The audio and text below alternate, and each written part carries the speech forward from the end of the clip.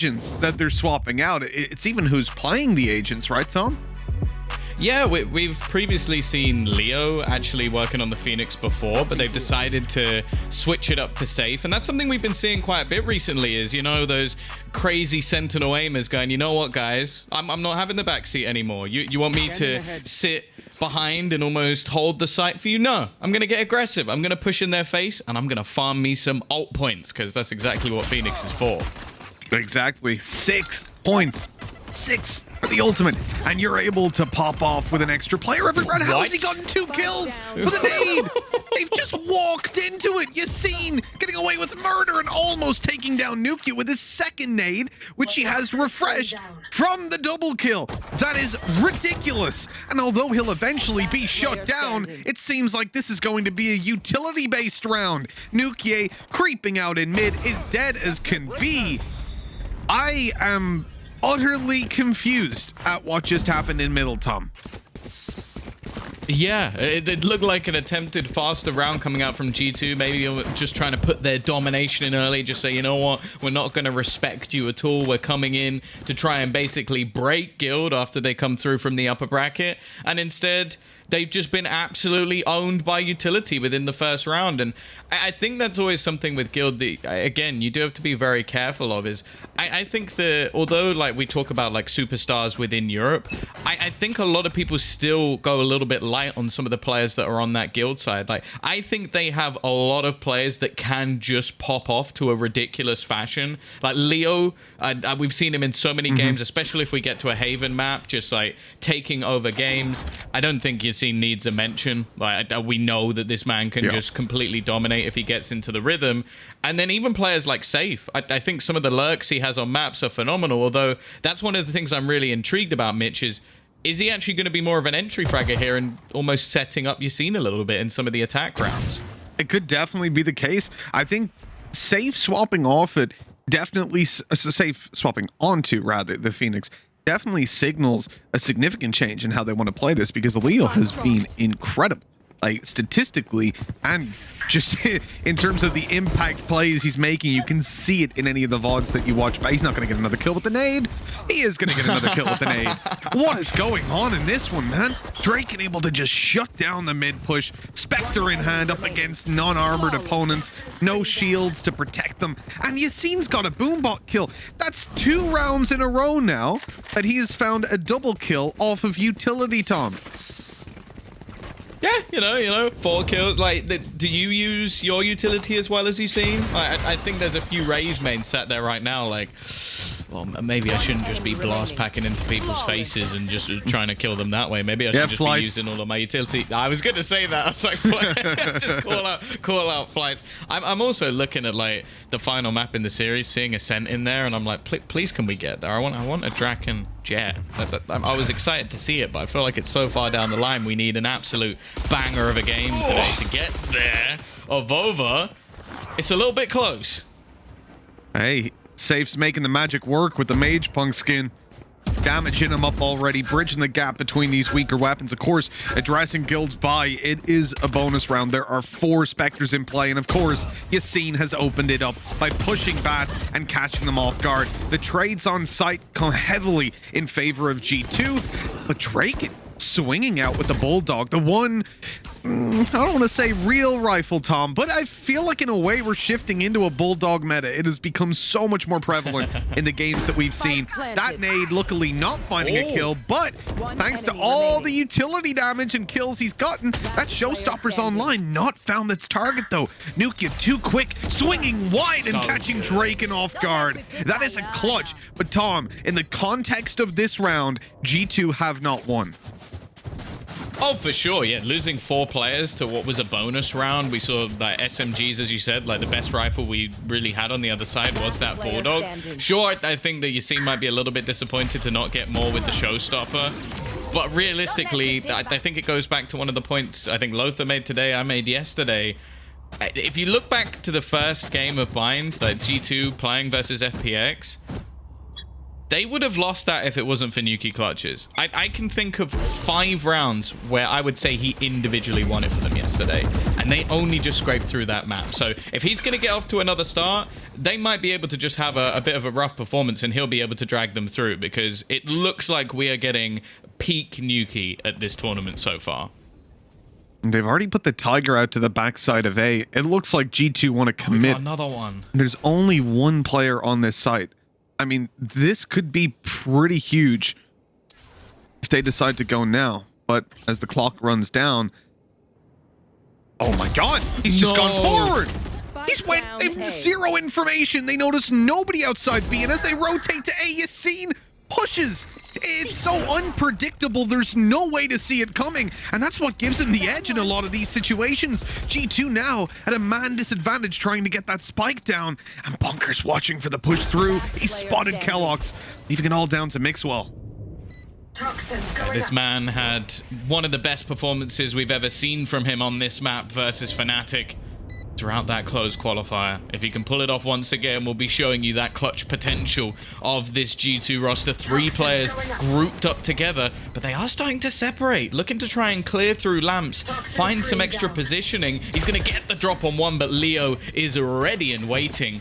Guild will get their 3rd round, but Mitch, I really like the way that Guild have started this off, because one of the things I'll always credit Guild for, they're incredibly unpredictable. I know for a fact there's a game I could bring up that will probably bring back nightmares for you. Yeah, bring up Split. Good man. Which is one of the games I remember versus Alliance, where you were actually telling me, you're like, I've watched this round 6 times. I still can't understand why Yassine did what he did, and I also can't understand why it worked. I honestly, I think Yassine has got a clock in his head, man. Like, the timings that he gets are unreal. That right there is a prime Yassine play. They spot nobody outside B. They play that little bit aggressive. They're sensing nobody. They think it's A. They rotate a player to the A site specifically because they think it's A. And Yassine's response to, oh, yo, Yassine, there's probably like 3 guys in front of you. He's like, oh, cool, I'll push them. What? Why is that your choice? But it works. And it's the most infuriating thing about coming up against this guy. It's like, it is genuinely... I remember him saying that sometimes he makes decisions a lot of the time because, you know, it makes sense. It's the right choice, blah, blah, blah. But sometimes, this is a direct quote from Yassine, sometimes he just needs to feed his chi. And that made me very angry when he said that. It makes you more angry because it works. Well, and that's the thing about Yassine. Well, that's it. And I think the other thing as well is that Guild are more than prepared for him to fall in rounds and be having to bring them back. Oh, of course. And they're very good at doing that as well. Yeah. But that's the thing. It's like when Yassine said that, it's like I'd spent months trying to figure out what makes this guy tick. Well, like, how is he finding this information, finding this space? And then he says that, and you're just like, I hate you. there's no logical explanation here. You're just, just do it because I feel like it, and it works. It's like the audacity. But there's no way to actually, oh, unlucky. There's no way to actually hate Yassine. He's just too nice of a guy. No, he's a lovely, lovely guy. I'm very good at the game, so it makes it even more enjoyable. 8-3. That's the thing, though. There are 2 versions of Yassine. One that disappears in a series and one that dominates it. And thus far, it is the latter of the 2. And that's something that G2 need to be a little bit scared about. Because also for a new roster, playing up against someone like that can be very difficult. Because most teams will not show you that level of disrespect. And again, I think it goes back to that initial FPX series where they struggled because Xiao was basically just running and gunning and headshotting anyone that came into his path. Now, we do have a buyback up for G2. We spoke through the last round. It was more of an eco. They didn't really do too much damage within it either, so it didn't cost too much for Guild. They have that operator still in play, and interestingly onto Safe, so they really are giving him almost everything in this game. He was an AWP player in Counter-Strike, so it's not like this is a new thing for him. Then again, so was Draken, so they definitely have the depth in terms of players that can man this weapon. For now, though, it is looking like a B take is about to come in, but we have seen G2 use these teleporters very well indeed. Yeah, this time though, Sky's already pushed into elbow. This is commitment. Oh, that's so nasty. Safe. He's in the corner, but there's no safe spot. That is so well handled. utility used ultimates to take over this site. G2 are investing into this round in more ways than just the credits. And now they're reaping the rewards. Look at this. Kellogg's on 7 HP, holding the valuable control over Elbow as the plant goes down. And now they can focus on post plants, but doesn't look like that's really going to be a problem, does it? Yeah, you've always got to watch your back when Mixwell's been lurking through the A site. This is something we saw so many times, and it made a lot of the rounds incredibly costly for opponents that he was always just removing that extra weaponry, making sure that nothing would ever be safe. We saw it on Icebox as well, actually. It's something I think he's done incredibly well. I do love that execution, though. Yes, it's costly. Like, those are two very impactful ults, especially a future after plants. That would have been an almost instant win in most cases. But G2 needed a round.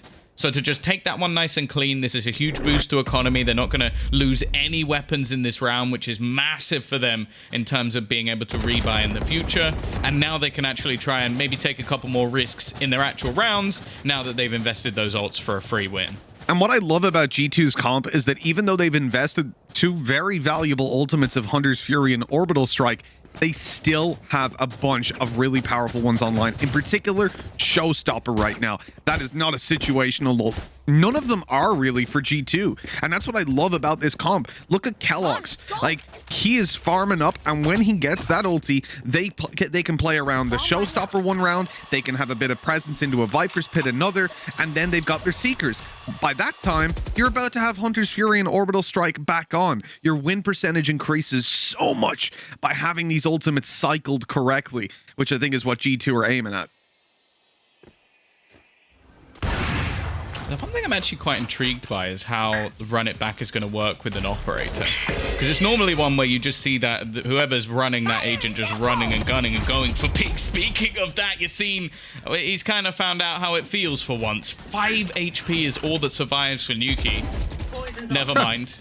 That didn't last. How many utility kills have we had for Guild so far? Like, there's been shock dart kills, there's been nade kills, and Mixwell, his lurk once again, is attempting to try and take over this A site. He's got the Viper's Pit, which would have garnered him control, but Leo will deny. That was I guess he thought he lit Leo more than he actually had, because he just did that right in the open. The option was there to do it pretty safe. Now, obviously, he wanted to get as much ground on it as physically possible towards that spawn, and rather than hold on site and give them the room to fight back, but that has backfired now. They've got to try to take the fight to these defenders and run it back. Although it's going to be denied, that player is still alive. They're still right back up, and they're able to mount this push back through. The Molly has done a bunch of damage. Good shot by Bonker, leaves Avova all alone. The Phantom is perfect for this kind of fight. With the players on low HP, he can mow them down, but they are ready and waiting for that peak, giving the round over to Guild. Cabs. I love the cabs. All I want from this round is just Bonker's cab at the end. So much celebration in the victory of that retake. I think they know as well how important this map is. Like, again, context. Both teams having, well, I think Guild more so than some others, actually having a couple of maps that they don't really want to be playing. One of them, they of course got the ban coming in from the upper bracket. The second is this right here. So if they manage to take this map, we're looking at them potentially going in with a 2-map advantage, because then they head into Split, which is a perma ban for G2. So this really is a very big deal for Guild going into this one. And we know as well, especially when hearing from players like Yassine, I still remember going all the way back to like when they initially were looking to play G2, when they were the up-and-comers breaking through in like the beta days, and they wanted to be the team that toppled this roster. They wanted to be the team that beat the Titans. They didn't care whether there was a massive prize pool or what was on the line.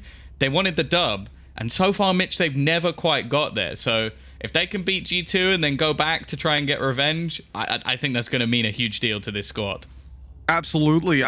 We've had all those interviews with Yassine in the past, right? Where you hear that passion to, we just want to win tournaments. We just want to be the best. And it's like, yeah, we'll make money along the way and all that sort of stuff. But it's a secondary focus for sure. Really, it's the glory and the opportunity to set history so early on in Valorant, to be the first team to do something, to make it to the top, to make it to champions.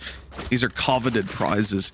And for Guild, you know, I agree that they've been underrated, but at the same, compared to their performance now, but it was always, as Ryan was saying, the consistency is what held them back for so long. It was so difficult to really believe in this team because one day they'd show up and the next they'd be getting like 6 rounds. Oh, look at this by Safe. The cape. The cape. It's giving him away. Safe's being spotted now too. I think he's just going to try to... Oh no, he's not using the flash to get out. The wall's going to go up, but Safe maintains his position. This drone might change his mind a little bit. Oh, lucky to get out of there with full health. Just about making it away. A minute left on the clock and still looking like a fairly heavy lurk from the remaining players of G2. And Safe wants to go back in for more. There really is an opportunity here. He's actually going to catch out Kodamenta reloading. A free kill in the instant fallback. That can't be fought by Avova. A wise move. He has the spike. He needs to try and swing back around and meet up with his team. But he's been caught now. Nuki going down. Kellogg's falling as well. Guild are finding every single frag. You just saw Mixwell breathe a deep sigh. You know that this round is unwinnable. The time is so low, and orbital strike online for Bonker means that planting is even going to be impossible if Guild decide to commit to stopping you, because they've got a 5v2. And G2, on the back of that information, they're saving. They're bringing these weapons through to the next round, bolstering down their economy. We saw them commit heavily to get on that scoreboard and build up rounds when they threw in their Hunter's Fury and Orbital Strike to that one round on B. But now it seems like wherever they go, they're running into a brick wall in these defaults. Maybe a faster, more direct play could be a solution to that problem.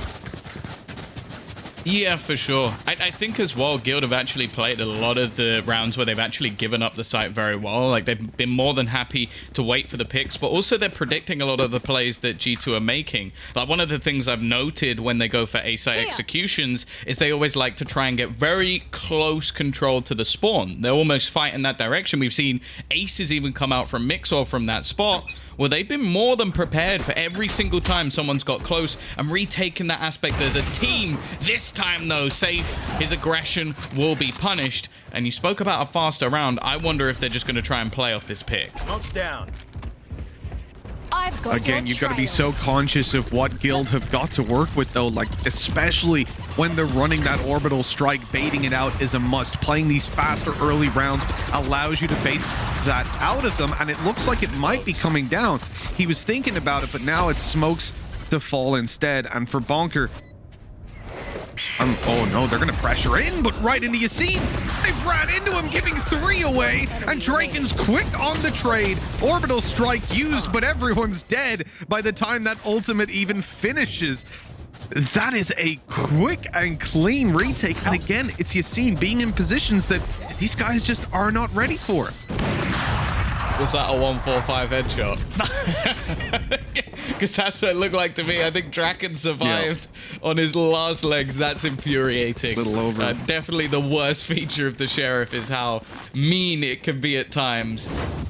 But yeah, no, I understand the need to try and re-aggress here. I don't think it's a bad decision necessarily coming out from G2, because realistically they didn't have the weaponry to fight versus this retake there. It's so painful to watch. It's just so noticed. Painful.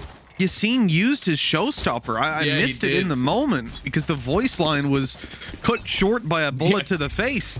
I thought he was just blast packing. Wow. Well, that sucks that obviously you're losing that ultimate. It can be so twice. True. Yeah. True. Actually, he hasn't got to shoot that rocket. It's like he's playing against KO. But yeah, high value ultimate thrown away, but they still get the round win, and it's 7-2. Guild won't be crying about that one. Yassine's being heavily pressured now. Look at all the utility coming his way. Still, oh no, they completely leave Draken open. Here's Yassine's peek, and another goes his way. Man advantage sits to Guild. The Hunter's Fury was used, but it also connected a hit onto Avova, leaving him on 70 HP, primed up for those shock darts to come through and take him down. Here's a recon as well. Not going to reveal Kellogg's, but now that he's been spotted, they just need to peek him together with a molly in hand. Safe. That was a brave peek, and it's worked out, I suppose. I won't lie, Mitch. I definitely clenched my cheeks when he did that. I thought he was going to flash. Like, it works that out, says something about Safe. The man has an operator, and he's playing Phoenix. As if that doesn't already tell you enough. He has 2 curveballs coming in from spawn. I checked. He still had them available. And I see him running with his hand out, and I'm like, okay, he's going to flash the corner. They'll peek together. It's easy win. And he just goes out with his hot hands. Wants to burn the guy to death. Like, what is that? 8-2. And we spoke a lot about the attack side as well of G2 and how prominent it really has been. Guild don't really care. There's not even been that many afterplant scenarios, at least not ones that really looked winnable for G2, either with weaker weapons or in scenarios where they'd already lost so many players. Now they have managed to catch out Draken with a span, but they're not going to be able to kill him off. He's still got this Viper's Pit. It's going to make things fairly awkward. I think they've realized that killing him is probably going to be the optimal move. Yassine's actually just go running straight in through his own paint shell, clearing out angles, takes 2 with him as well. I feel like he should have gone down to 1, but Kellogg's makes this competitive. Brings it back to a winnable scenario, but just in a blink of an eye, it comes down to a Vova. He's got the orbital strike to delay, even a Molotov or 2, but realistically, I don't see any way he's winning this. He needs a pick quickly. There's the first. Second comes through as well. The molly in hand. Both players now attempting it. And Safe, he has to try and just get this defusal through. The time is ticking, far too gone. Waits for the repeat, hits the shot, but he hasn't got enough time. Surely it will be won by a Vova. A huge clutch for G2, and they will scrape a 3rd round. What a ridiculous round, man. I was with you 100%. It did not seem like he had a chance. But Avova shows up in Avova ways. What a crazy round. You know, for Yassine again, I feel like this guy is just that player in matchmaking. Not only did he run in, he ran through a nade that was popping and then continued to run. Yeah, I think that was his own nade. Even worse. Like, he didn't take much damage.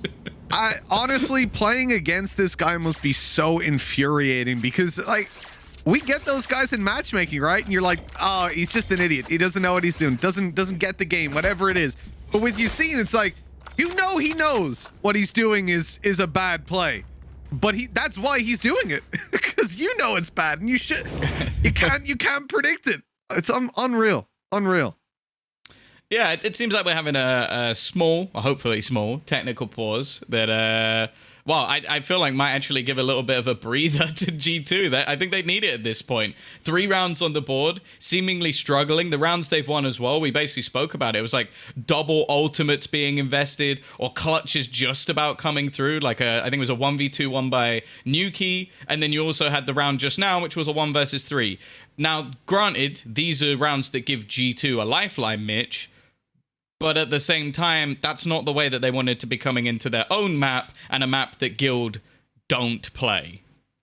Actually, quick update, that wasn't a technical issue. It was a bit of miscommunication. There's actually a timeout being called by Guild. So okay. We're thinking that G2 would be the ones that want to take a little bit of space. I think what they're looking at is that Guild don't have any ultimates online. They can get a run it back. They can potentially get a showstopper, but G2 do. They're about to have showstopper themselves. They've got Seekers, they've got Hunter's Fury, and it's the last round. This is where those ultis are going to be popped. Yassine, tagged up by the drone, manages just about to evade that Hunter's Fury. He's going to go up into the smoke, and he's going to be spotted by the Seekers. That's the thing. The information will be given away that he is up there. But what does he do? He stays in position. These guys are rotating back, so it won't be a huge 4K for Yassine from up top. I could see it coming, Tom. Instead, it's going to be a much slower round. Surprising, because, again, that is Seekers and Hunter's Fury committed from G2, and they didn't make it past middle. They didn't even take a step towards the site. Yeah, especially considering this round is now almost completely reset. They got nothing from those ults. Safe got an orb. Absolutely nothing. Safe even got an orb. He's like, he is sorted right now with the run it back, but never mind. He can't even use it. But may not matter. One player making it through the teleporter. It will put at least a little bit onto Bone Cold, but he's got support. In fact, the 4 rotations coming in, and Draken's there, finding a headshot straight through the smoke bunker on the site, even using the stim, the rarest of all abilities, to grant himself an extra kill. And Avova, he's brought it back once again. We saw him win the 1v3 just moments ago. He needs to double it up, and he's got 15 seconds.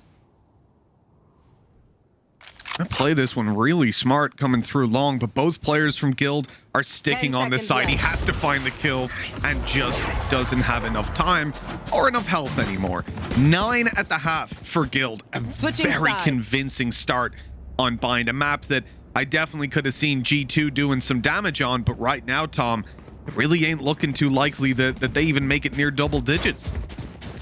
Well, the funny thing as well is when looking at their current composition, I would say that they almost look like they switched this to win them more attacking rounds. Like they removed a Killjoy, added in a Phoenix, and then they've gone 9 defensive rounds, lads. There we go. So like that could not have been the plan from the get-go. I don't believe at the beginning of the day, your team was like, right, well, 9 rounds or nothing, guys, or bonker like, well, with the in-game. Like there's no way that they expected to do this well. So now going into the attack, sure, they can't let their foot off the gas. This is not a spot where you just allow G2 back in. They have proven time and time again they can make. Oh my god.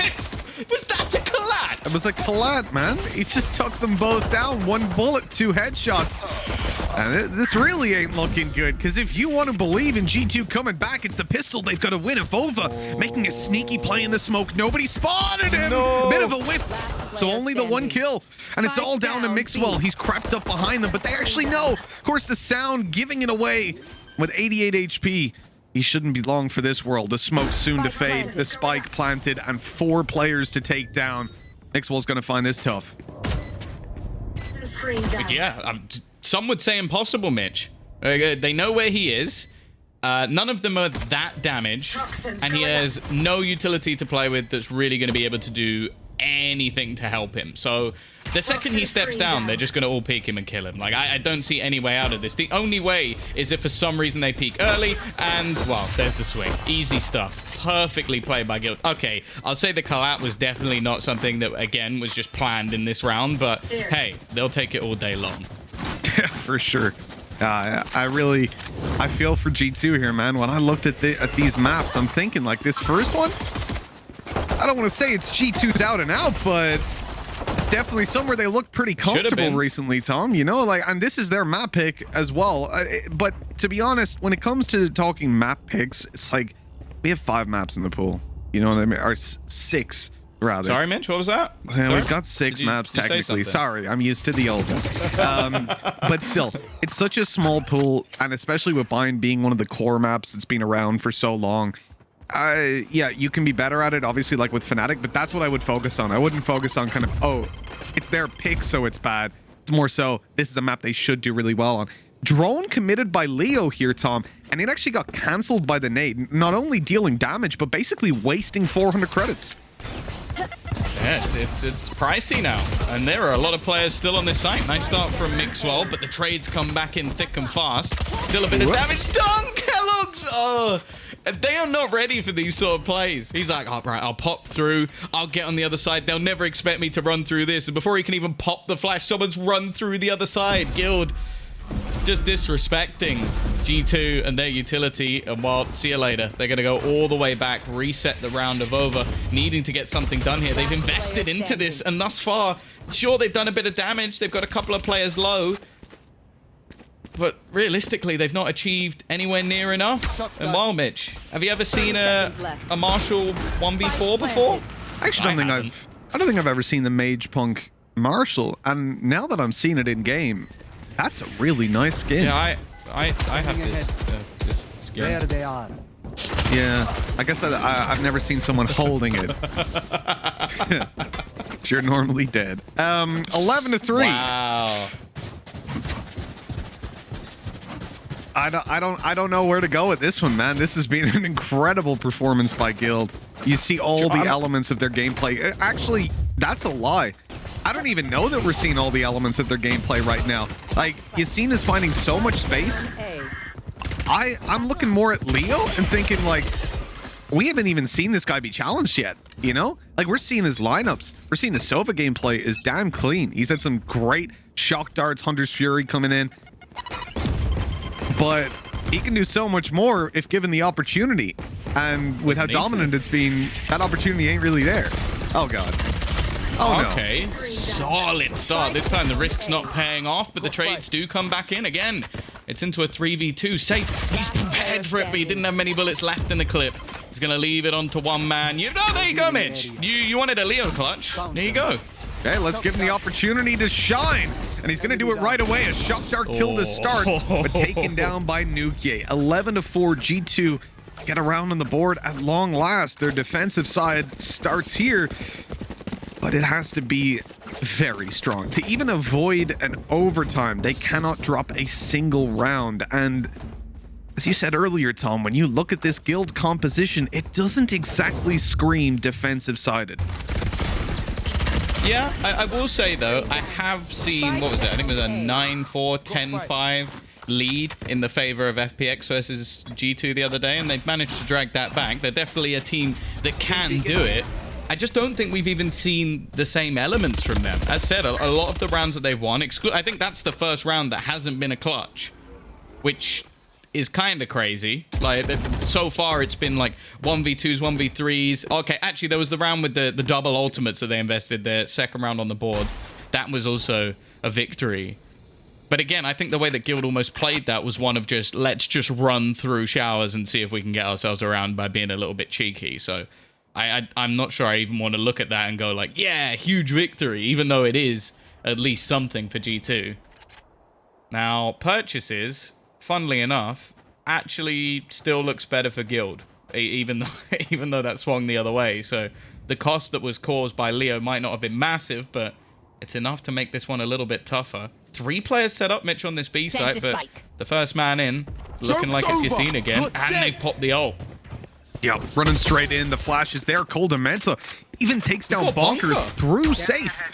That's a big kill, because the whole point of popping that ultimate is that you trade it, but he was dead before he even got the chance. Safe, taken down on Mixwell's flank. He's been so good on this Viper. We talked about it earlier on when he had that flank through the A side, and it feels like this is the the second time that he's had sort of decent impact with that play in the whole map, which is not what we saw the other day. 10 seconds left. One enemy Never mind. Yeah, they're trying. They tried to. They wanted to save. Let's say that they did. They did want to save, but it was denied, and only Draken left alive. Oh, he's missed. Oh no, he's pushed into Coldamenta. Okay, well played, Coldamenta. 4K in this round. He's destroyed the. He just got more than double his kills in one round. If that's not a comeback, I don't know what is. The in-game leader looking to at least bring home something. That is something else as well. We have seen some deadly quiet superstars in this first map. I do not think that's something that will continue throughout the entirety of these series. And if it does, I will be incredibly sad at the end of the day. Yeah, I mean, you're seeing these moments, Mixwell's flanks, Evova's clutch, where they're definitely showing up. But Guild just seemed to have so much control, at least when they were on the defensive side. Dare. That's such a horrible play. Straight from the Flight's playbook. And he's going to be orbital strike for it. Let that be a lesson to you, Flights. Stop doing that to me in our games. Thank you. There is a part of me that's very happy that he was like, I've got lamps with a bucky, and Evova's just like, no. You know what? No, screw you. I'm just going to solo ult you. I don't even care if this is an incredibly expensive ultimate now. Just get out of lamps. It's our part of the map. Kellogg's, though, we're starting to see some more confidence plays out from him. This is what we've come to expect, and he will be able to take one duel. Now, he's got to try and get out of there. Because although it is a round where they can maybe afford to lose a player or two, you don't want to be giving any weaponry over. And that will now be a rifle likely into the hands of Bunker, although he's going to be pressured quickly, and Yuki will make sure that no shenanigans will come out of it. Nicely handled to put them on 6. Although, to be honest, Tom, feeling like we're going to get a competitive map out of this, at the moment, it feels like I've opened my first present on Christmas morning and it's a pair of socks, you know? I have to go, hey, look, isn't that's something. Wow. Cool, but at the end of the day, it's 6 rounds. They're so far behind, and with the high impact ultimates both teams are running, yes, you can get a couple of rounds here and there out of it for G2. The same can be said for Guild, and you see the showstopper online. The orbital strike just went away. This is where I start to get worried for G2. The only thing I took from everything you just said Don't diss the socks. It's happened again. Another ultimate used by He needs to stop popping it. Another instant headshot. Oh, that's got to be so infuriating. We're going to see the Hunter's Fury thrown out as well. Mixwell is already on an incredibly fast flank, but he is being flanked as well. He's got to be very careful. There's multiple players just pincering in on him, and that might be an overface. They had the man advantage. He wanted to make sure he was there to support the team, but Guild just slowed things down, and now Nuki needs to win this duel, but wow, you're always going to bet on him in that scenario. Of course you are. I'll bet on him in this one as well. Picking up a second, a third, and a fourth. Okay. Well, that's got some pretty quick returns on it. 11-7. G2 take that round convincingly. And hey, Nuki's got his ult online. Mitch. Yep. I'm starting to believe. I know it's bad because it's a little bit early and there's still 4 rounds difference, but they're starting to get those players online that when they get rolling, they're very, very difficult to stop. As said yesterday, Nuki was, well, he was the MVP. He was the MVP of the series versus FPX, and I don't think that was even arguable. The fact he's just done that to them, I'm starting to get a little bit scared for Guild. I think they need a response. I think they need it soon. Now, this round, fairly unlikely. They do have 2 pretty powerful ults, and one of them they could get almost instantly. Toxin screen down. In fact, they're going to put their ult point actually into safe instead. I guess the way, if you look at this sort of round, chances are Leo will die, and then he gets the ultimate point anyway. I'm surprised, honestly, that we don't see the double shock dart lineups. Jonas has some that go outside of Bath. They are the most irritating thing I've ever seen in my life. But I'm surprised that we don't actually see pro players use them. Like in that situation, firing 2 in randomly, it gets the player on the first one, but he's not going to stand there for the second shock dart. Yassine just avoided it. Whereas if that's a double, well, maybe it's a kill already. Never know. 40 seconds left. They're going to have to make a move fairly soon. Now, there's a couple of players here. We're going to see the drone expended to try and garner a little bit of extra information, and they will actually tag up at least 1 player into heaven. The flash is going to leave Mixwell running straight into a wall, but they're not able to catch him out. It will be the kill onto safe, and they're not able to garner this all-important control. Nuki actually is just going to spam it straight through the smoke. Now, the spike is planted, but in terms of the round victory, slim to none. Some crazy shots needed to be landed, and while they're already going to catch off Yassine. A clean round for G2, really starting to swing this one into their favor, Mitch. And Guild, as said, I think this needs to be the breakback round, or I think this comeback is well and truly on. Yeah, most definitely. You know, you've opened up the second present, right? It looked like it was socks. It's just a wad of $100 bills. Stop dissing socks. The older socks you get, are not a good present. What are you talking about? Trust me, the older you get, the happier you are to see socks, because then you don't have to buy socks. Do you know what I do? I just buy socks. I don't wait for someone to gift them to me. It's actually quite easy. And then I bought 6 packs of socks. So I don't know. I got need to buy them for another 2 years. Some Mr. Men socks, and I was very happy with those. Some what? Mr. Men socks. Just Google it afterwards. There's like a children's Oh, these boys! book. Yeah, Mr. Tickle. Yeah. I remember these. Yeah, they were great. Yeah, they're banging socks. Oh, okay. Oh, no, they've gone through the teleporter. They've just been caught out. It's an audacious attempt at a round from G2. And, well, they tried to disrupt their opponents. Instead, they've kind of disrupted their own comeback, because it seemed like Guild were more than prepared for that, even throwing in an orbital strike to deny it. And Mixwell, his lurks, his flanks, they're normally pretty effective, but I have to feel at this point that Guild should have a decent idea. Yeah, I think they've got enough players to watch all the angles, to be honest. You'd hope. It's going to be pretty tough for Mixwell to get anything done. You see him just waiting down here on mid. Boombot disrupting his timing a little bit, buying them extra time to get that spike planted, and now a big clutch has to happen, the 1v5, and Safe might just have spotted his feet there. It looks like it. Yeah, he has the information. The whole team is now looking that direction. At least now, having caught Drake and coming up, he knows that he's been spotted. But yeah, 4 kills to get done. Yassine on 31, Leo on 46. It's definitely winnable, but very unlikely. His wall already placed. Poison Orb going to go down, but there's a smoke to cover.